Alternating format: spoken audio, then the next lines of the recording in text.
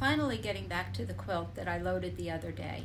After I left you, I actually took it back off the frame, cut away the excess batting, the excess fabric, because it was going to sag on one side of the frame too much, and I just didn't want to have to deal with it. So I took the time and I cut off the extra backing, loaded it back on, and now I'm ready to prepare my quilt for an edge-to-edge design.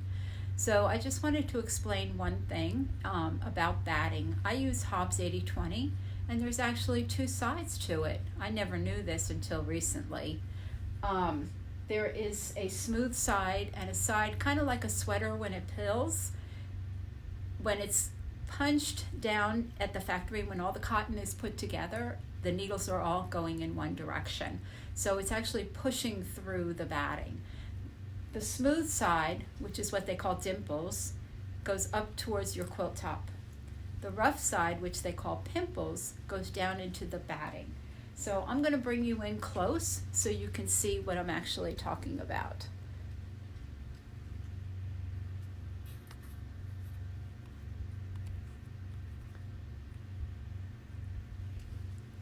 And let's go down here.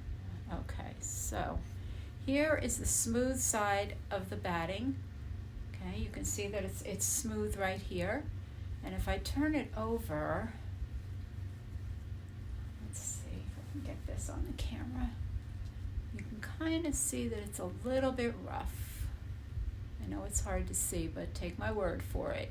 So if you put the smooth side down towards your backing, you might see some little white dots punching through on your backing. And that's what it is. It's the batting on upside down, and you're pushing back into the batting what the factory has pushed out.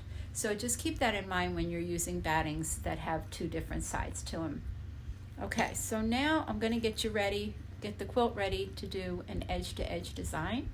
So I'm going to put a plumb line on my batting so that I can put my quilt top up to that perfectly straight line.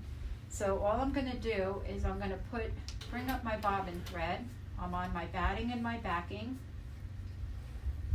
I'm going to lock my machine in the horizontal lock, and I'm going to hit the baste button. And I'm just going to bring my machine all the way across my quilt.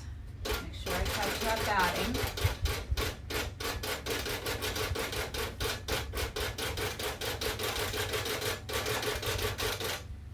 I'm losing you a little bit here.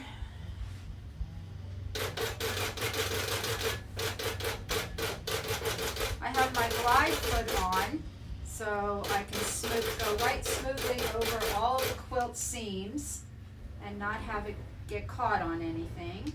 If you have quilts with open seams, sometimes the piecer will not catch a seam. Your regular foot might get stuck in that. So the glide foot is really nice when you're doing an edge to edge with the computer, so you don't have to stand over and watch it take every stitch. All right, now I'm bringing my quilt top up to that perfectly straight line because I used my horizontal channel lock. Now I'm going to take my channel lock off. I just like to do it myself. And I am now in 1/4 inch within my binding area. And let's come back over here so you can see. And I'm just going to do another line, a couple little back stitches to hold that basting stitch. And I'm just going to go across my batting all the way to the end.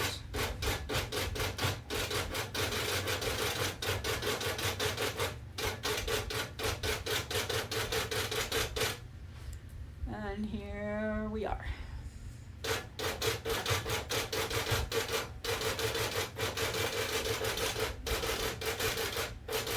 Sorry guys, I'm just learning this camera thing. It's a little bit tricky. Okay, so now I've basted my quilt top along the top to that perfectly straight plumb line, and I'm going to roll my quilt now. So I'm going to come down here, and I have 2 handlebars on my machine, one on the bottom, one on the top, and I'm just going to roll my quilt top. There we go. I'm going to lock my ratchets. I'm going to straighten out my top, make sure my batting is nice and straight, nice and square, no ripples underneath, and I'm going to check under the quilt, make sure that I don't have any pleats, any extra fabric hanging down, and then I'm going to put my clamps on both sides.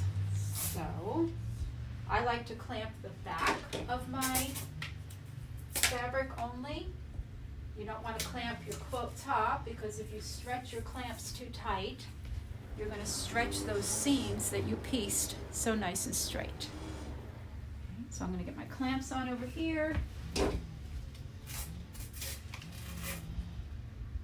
Well, I tell you, when you're doing a 12-foot frame and you're doing a quilt a day, you're really getting your steps in, which is awesome exercise. Okay, got my clamps on, not too tight, just enough to hold it. A good rule of thumb for how loose your quilt top should be is take your knuckle and see if you can pinch it. If you can pinch your knuckle, you know your quilt top is not too tight. If it's too tight, it's going to be trampoline tight, and you'll get some skip stitches and you'll have wavy bouncing up and down. Boy, that would drive me crazy. Okay, so I've got my top basted down, I've got my clamps on. Now I'm going to baste down my sides so that if I did have a regular foot on, it wouldn't get caught when I go on and off the edge. Also, you want to keep it square. So you want to make sure that you always baste down your sides every time you roll your quilt. So let me do that real quick, and then I'm going to set up an edge-to-edge design. So I'm just coming down ahead of my quilt, ahead of my fingers, a couple basting stitches. Always pull your thread above the needle, okay, and then move your machine. Grab that thread and then do your needle down and up. That way you're not putting any stress on your foot, and you're not going to create a line in there, a groove in there. Okay, so I'll take you down to the other side, and let's see, we'll do this side as well. Every time you roll the quilt, this is what you're going to do.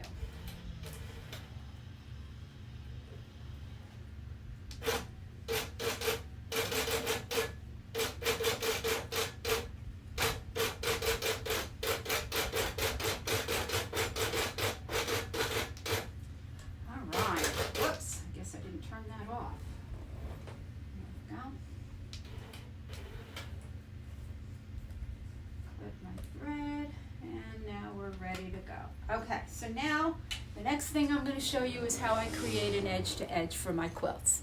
And then I'll get a row or two quilted, and I'll be back with another video on how I shut down for the night and turn it on the next morning and ready to go.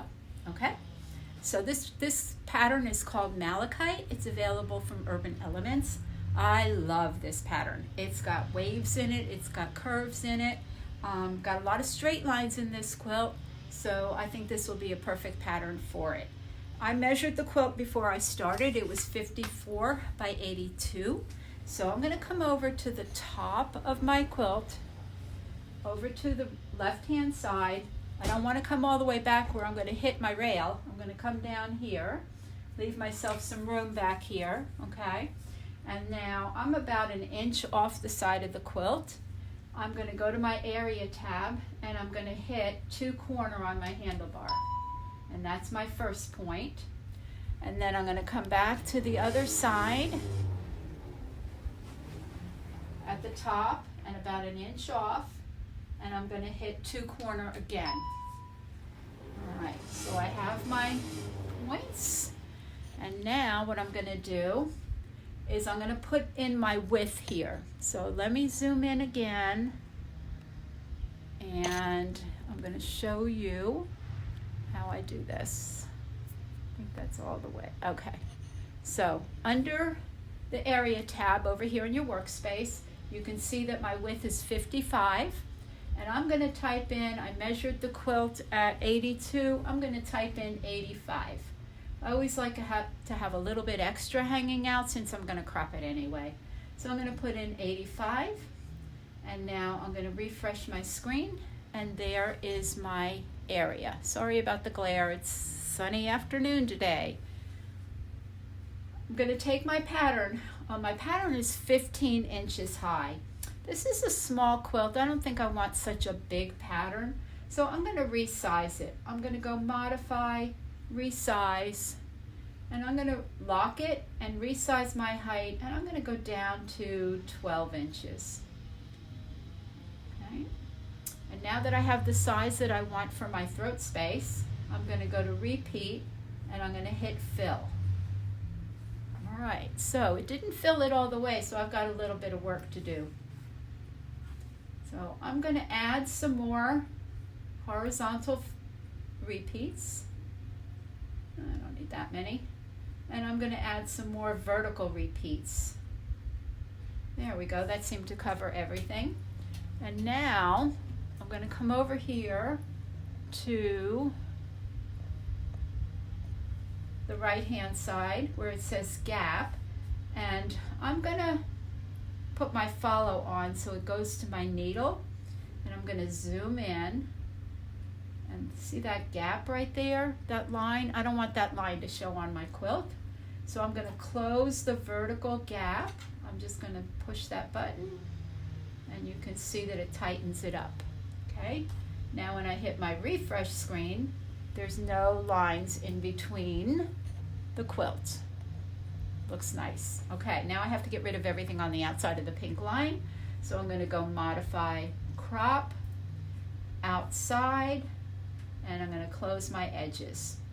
Now I still have some edges that are open up here. Let me see if I can get rid of those. I'm going to hit reposition, and it remembers what you cut off. So I'm just going to hit the down arrow and see if I can get those red and green dots a little bit closer together. Are we doing it? Let me zoom in there. Hit my follow. And I want those, there's a red dot, there's a green dot. I'm going to see if I can get those a little bit closer together so that it doesn't jump so far. I don't think it's going to, oh, there it is, they're gone. They're gone. Okay, now I have no stops and starts on the top. It's nice and straight, and I'm ready to go. So, very important what I do now is to baseline. Okay, I am taking, let me undo that so I can show you why you baseline. I'm going to go back to repeat, and under vertical, let me see if I can zoom in again.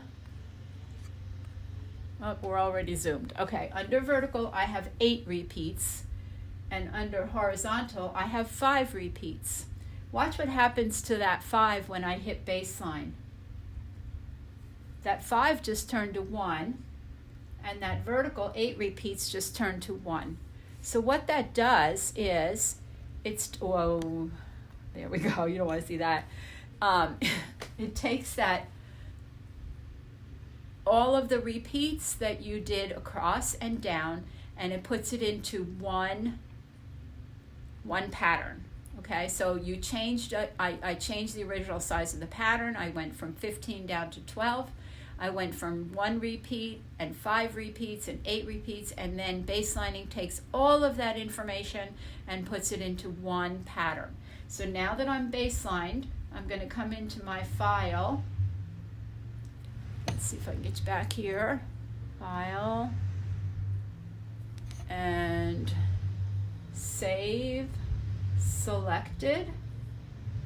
And I have a folder that I created called current. That's what I'm working on today. So I'm going to name this, I'm going to clear this, and I'm going to name this file Lynn, because this is Lynn's quilt. And at the end of the quilt, when I'm all done, I'll just delete that file. All right, so when we come back, after I've done a couple of rows, I know I'm not going to be able to finish this. I have so much to do today, like grocery shopping. So I'm going to come back, shut it down. I have it saved, so I'm safe to shut it down after I do a row or two. And then I will show you how to save your pattern and open it up the next day and be right where you need to be. So be sure to like the channel, hit the like button, subscribe, and turn on your notifications so you know when there's more videos. And I'll see you when I get a couple rows done. All right, bye.